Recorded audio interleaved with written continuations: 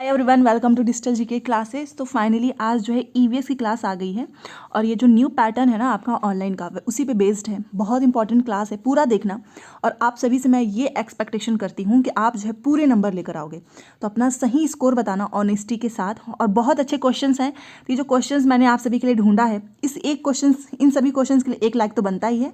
और मुझे पता है आप सब लाइक जरूर करोगे। और जो लोग नए आए हैं चैनल को सब्सक्राइब कर लें, क्योंकि ऐसी ही अच्छी अच्छी क्लासेस अब आपको मिलती रहेंगी। चलिए देखते हैं। सबसे पहले देखो, जैसे कि आपने देखा होगा ना कि अभी क्वेश्चंस आपके कई शिफ्ट में पूछा है। अरब सागर के साइड में कौन कौन से राज्य पड़ते हैं, बे ऑफ बंगाल, तो आपके में पूछ सकता है, कुछ भी पूछ सकता है स्टेट से रिलेटेड। तो मिजोरम के ना निकटवर्ती प्रतिवेशी 3 राज्य हैं। अच्छा, आपने अगर मैप देखा हो, मैं इतना ऐसे तो अनामी मित्र, ये एक ट्रिक याद रखो, क्योंकि कभी कभी ना ट्रिक हमारा बहुत हेल्प करता है एग्जाम में, कन्फ्यूजन ही नहीं रहेगा। अनामी मित्र। अब आप सोचोगे ये क्या मैं लिखवा रही हूँ, अभी समझ जाओगे। अ से होता है अरुणाचल प्रदेश, ठीक है, यहाँ लिख देती हूँ अरुणाचल, इतना लिख देती हूँ, छोटी स्क्रीन है। 9 से हो गया नागालैंड, पहले आप ये नाम देख लो, फिर ये नागालैंड समझ जाना। और म से हो गया मणिपुर, अभी मैं इसको अच्छे से याद करा दूंगी। मी से हो गया मिजोरम। ये देखो, आप मैप में भी उतना याद नहीं कर पाओगे जितना इससे याद हो जाएगा, हमेशा कभी भूलेगा ही नहीं। और ये हो गया त्रिपुरा। इसको ये ट्रिक याद रखना, पता है क्यों? क्योंकि ये ना आपके म्यांमार, कभी पूछता है कि म्यांमार के साइड में कौन कौन से, क्योंकि आपको पता है ना इस साइड में म्यांमार है, जैसे वर्मा भी पुराना नाम है, इस साइड में म्यांमार है, तो उधर कौन कौन से स्टेट पड़ते हैं, यही है। इसी ट्रिक से याद रखना, अनामी मित्र, ठीक है। देखो, अ से हो गया अरुणाचल प्रदेश, 9 से नागालैंड, म से मणिपुर, मी से मिजोरम, और त्र से त्रिपुरा। अब बहुत से लोग मणिपुर में और मिजोरम में कंफ्यूज हो जाएंगे, वो भी, उसका भी इलाज है मेरे पास। 9 से क्या होता है नागालैंड। इस नागालैंड में नाग है ना, और मणि कौन रखता है, नाग रखता है। तो नागालैंड और मणिपुर अलग नहीं हो सकते हैं, साथ में ही होंगे। तो क्रम में भी आप लगा सकते हो, ठीक है ना। ये क्रम याद रखना, क्योंकि क्रम भी लगाने को पूछ सकता है। अरुणाचल प्रदेश, नागालैंड, मणिपुर, क्योंकि नाग के पास मणि होती है, मिजोरम, त्रिपुरा। अब आपको ये मैंने क्यों बताया है, आप बताओ। और यहाँ बीच में देखो, यहाँ पे बीच में ना, पता है आपको, यहाँ पर ऐसे असम है बीच में, अगर आपने मैप देखा हो, बीच में असम है और यहाँ पर मेघालय है, ऐसे ऐसे है, मेघालय है यहाँ पे। अब आप बताओ इसमें से, अब मैंने पूरा लिख दिया है। मिजोरम के निकटवर्ती मतलब उसके पास में क्या, असम तो ठीक है, बट क्या ये बिहार छत्तीसगढ़ है? ये तो है ही नहीं यहाँ पर। बिहार छत्तीसगढ़ फिर से कैंसिल, क्योंकि आपको याद है ना अनामी मित्र, तो जो भी आएगा इन्हीं के आसपास का कोई नाम होगा। फिर से देखो, अरुणाचल प्रदेश तो ठीक था, असम भी चलो ठीक है, ये पश्चिम बंगाल कहाँ से आ गया, ये भी नहीं होगा। और वैसे भी हमको इसके पास का देखना है ना, मिजोरम के, तो अरुणाचल प्रदेश भी हो नहीं सकता है, क्योंकि आपको पता ना सबसे ऊपर तो अरुणाचल प्रदेश है। और ये सबसे ज़्यादा, आप बताओ, आपको ये मैप तो पता होगा ना, नॉर्थ साउथ, इधर ईस्ट है, इधर वेस्ट है, सबसे ज़्यादा ईस्ट में है। सूर्योदय सबसे पहले अरुणाचल प्रदेश में होता है, ठीक है। अब बचा ये वाला ऑप्शन, ये देखिए, त्रिपुरा, असम, मणिपुर। आप खुद सोचो, यहाँ पर त्रिपुरा है, ठीक है, जस्ट इसके ऊपर मणिपुर है, और यहीं सबसे पहले असम पड़ जाता है बीच में, ठीक है। तो ये इस तरीके से याद करोगे ना, रटने वाली चीज़ें नहीं, ये मैंने आपको समझा दिया, अब शायद कभी आप भूलो ही ना। तो इसका राइट आंसर हो जाएगा ऑप्शन नंबर 4, ओके। चलो, पूरा पोस्टमार्टम कर दिया है मैंने।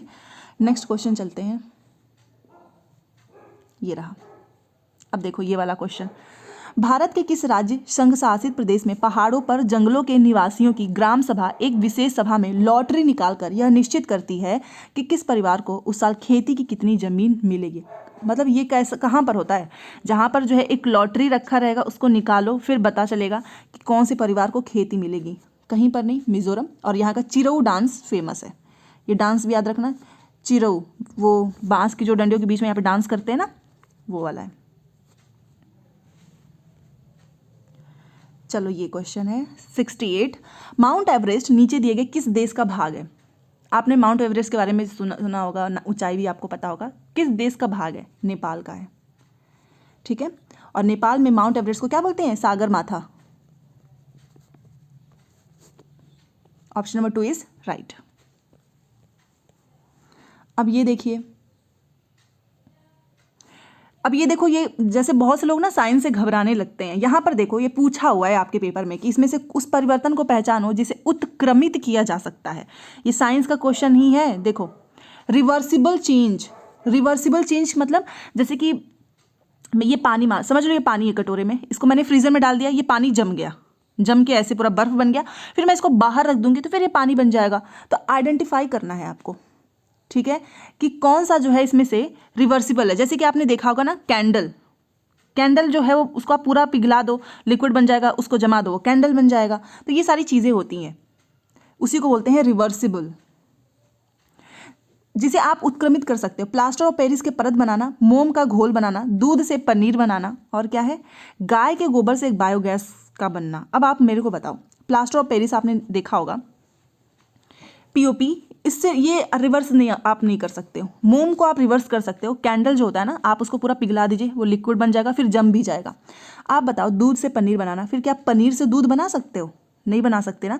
जैसे कि आपने क्या किया, दूध है उसका दही जमा दिया, अब दही से दोबारा से दूध बना दो, वो भी नहीं हो सकता है।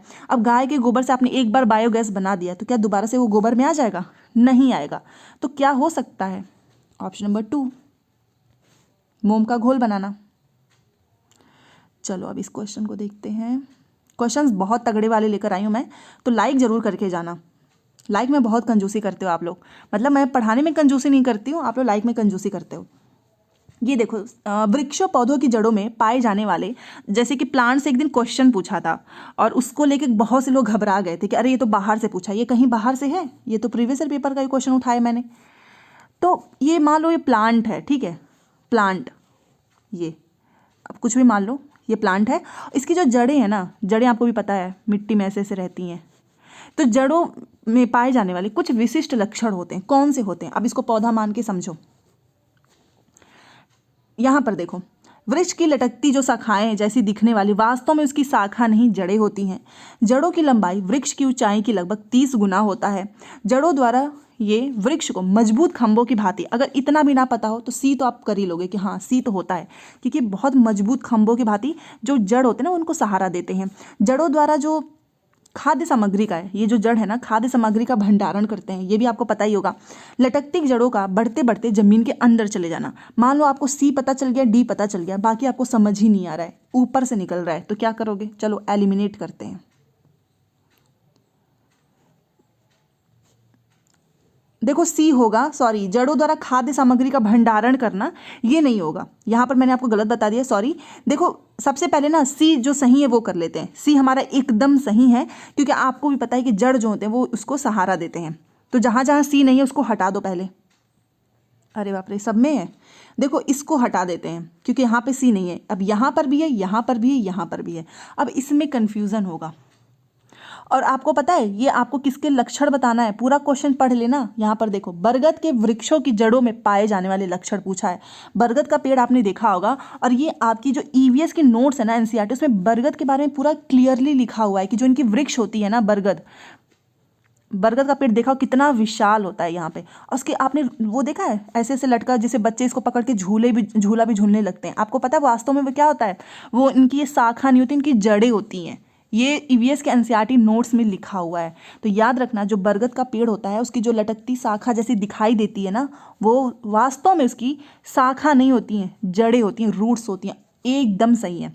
और सी तो मैंने आपको अभी बता ही दिया। जड़ की लंबाई, मतलब जो जड़ होता है जो अंदर, उसकी वृक्ष की ऊंचाई की लगभग नहीं 30 गुनी नहीं होती, ये बात गलत लिखा है।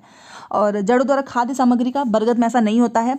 ई देखो, लटकती जड़ों का बढ़ते बढ़ते, हाँ जो आपने देखा होगा, जो बरगद का पेड़ गाँव में तो बहुत होता है, ऐसे जो लटकता रहता है ना ऐसे ऐसे, वो धीरे धीरे क्या होते हैं, जमीन के अंदर चले जाते हैं। वो इतने लंबे होते हैं, बहुत मजबूत होते हैं वो, उस पर लोग उसको पकड़ के झूलते भी हैं। तो इसमें सही क्या होगा? ए, सी और ई। ए सही है, सी सही है, ई सही है। ये 30 गुना वाला गलत है, और खाद्य सामग्री का भंडारण वाला भी गलत है। चलो अब ये क्वेश्चन देखिए। नीचे दिए गए कथन पर आपको विचार करना है। मैं जिस जगह से आई हूँ वह एक पहाड़ी इलाका है। हमारे यहाँ बहुत बारिश होती है, बर्फ़ भी पड़ती है। जब ठंड अधिक होती है तो हमें धूप में बैठना अच्छा लगता है। हमारे घर पत्थर तथा लकड़ी से बने होते हैं। आप बताओ, कितना आसान क्वेश्चन पूछा है। पत्थर और लकड़ी के घर कहाँ बने होते हैं? मनाली में। यहाँ पे बहुत बारिश होती है, बर्फ़ भी पड़ता है। अभी यहाँ पे ठंड में रहने में हालत ख़राब हो जाती है, इतनी ठंड पड़ती है। तो पत्थर और लकड़ी के बने होते हैं, मनाली, हिमाचल प्रदेश। और आप बताइए, उदयपुर और राजस्थान के घर कैसे होते हैं? कमेंट में ज़रूर लिखना। चलो अब ये वाला क्वेश्चन है। देखिए लिखा है कि आपकी मित्र जो है ना, मान लो आपकी कोई दोस्त है, उसके दांत बड़े कमज़ोर हैं, हड्डियों के कारण वो दुबली पतली सी हड्डियाँ जो हैं बहुत वीक हैं, अस्वस्थ रहती है, दांत भी कमज़ोर है। उनके उबरने के लिए, मतलब उसे रिकवर करने के लिए आप उनको क्या बताओगे, सबसे बेस्ट क्या बताओगे? आपकी दोस्त है तो अच्छा ही सजेशन दोगे। चावल नींबू आंवला गुड़ बोलोगे, घी दाल रोटी चावल बोलोगे, दूध सब्जियां पालक फल, तेल अंडा चावल रोटी। अब आप बताइए क्या सजेशन आप देंगे? बोलोगे दूध पियो, सब्जियां खाओ, पालक खाओ, फल खाओ, ये सबसे बेस्ट होता है जब भी हड्डियों जो है हमारी हड्डियों के कारण अस्वस्थ रहते हैं, तो यही बोला जाता है। Option number 3 is right. चलो अब ये क्वेश्चन देखते हैं मधुमक्खी वाले से। मधुमक्खी के छत्तों के विषय में आप बहुत पढ़ा है मधुमक्खी के बारे में कि प्रत्येक छत्ते में बहुत सी रानी मक्खियाँ होती हैं जो अंडे देती हैं। बहुत सी रानी मक्खियाँ होती हैं कि रानी मक्खी जो है अंडे देती हैं। प्रत्येक छत्ते में कुछ ही नर मक्खियाँ होते हैं। छत्ते में बहुत सारी काम करने वाली मक्खियाँ भी होती हैं जो शहद के लिए फूलों का रस एकत्र करती हैं। यदि काम करने वाली मक्खियाँ ना हो तो छत्ता और शहद नहीं बन सकता है। नर मक्खी छत्ते के लिए बहुत महत्वपूर्ण होते हैं क्योंकि ये रस वाले फूलों को खोजने में सहायता करते हैं। एकदम गलत है, नर मक्खी ज़्यादा इंपॉर्टेंट होते ही नहीं है, वो कुछ काम नहीं करते हैं, बस आराम करते हैं। ई तो बिल्कुल भी नहीं होगा, तो चलो ई से हटाते हैं ऑप्शंस को, ई से हटाते हैं। देखो यहाँ पर भी ई है, यहाँ पर भी ई है, ये हमारा हो जाएगा गलत। तो बचा क्या वो देखिए, एक तो ये बचा है, पूरे ऑप्शन तो हो ही नहीं सकते हैं, इसमें गलती तो है ही, ए बी सी डी और बी सी डी में, वो मैं आपको बता देती हूँ। देखो ये देखिए प्रत्येक छत्ते में कुछ ही नर मक्खियाँ होती है, ये एकदम कंफर्म बात लिखा हुआ है। और सी भी सही है क्योंकि छत्ते में बहुत सारी काम करने वाली मक्खियाँ होती हैं और जो शहद के लिए वो फूलों का रस एकत्र करती हैं, और अगर ये मक्खियाँ ना हो तो छत्ता और शहद नहीं बन सकता। ये तीनों बातें सही हैं, ये नर वाला एकदम गलत है। और देखो बहुत सी रानी मक्खियाँ होती हैं, सब मक्खी अंडे नहीं देती हैं, आपको ही पता है, जो रानी मधुमक्खी होती है वही अंडे देती हैं। तो ए इसलिए हमारा गलत है। तो हमारा क्या सही है वो देखिए, हम लोग का सही है बी सी डी, ये हमारा सही हो जाता है। चलिए यहाँ अगले क्वेश्चन पे चलते हैं, ये रहा 74। देखिए क्या लिखा है कि कुछ नीचे दिए गए उस विशेषता को चुनिए जो नीचे दिए गए सभी जानवरों में पाई जाती है। कौन सी ऐसी विशेषताएं हैं? शरीर का सल्कों से ये देखो कछुआ देखा होगा आपने, अजगर, बाज, छिपकली, शहद की मक्खी, उस विशेषता को चुनना है जो दिए गए सभी जानवरों में, इन सभी जानवरों में पाई जाती है, वो विशेषताएं आपको चुननी है, ठीक है। तो चलो देखते हैं ऐसी कौन सी है। दिख रहा होगा आई होप आपको, एक मिनट जूम कर देती हूँ थोड़ा सा।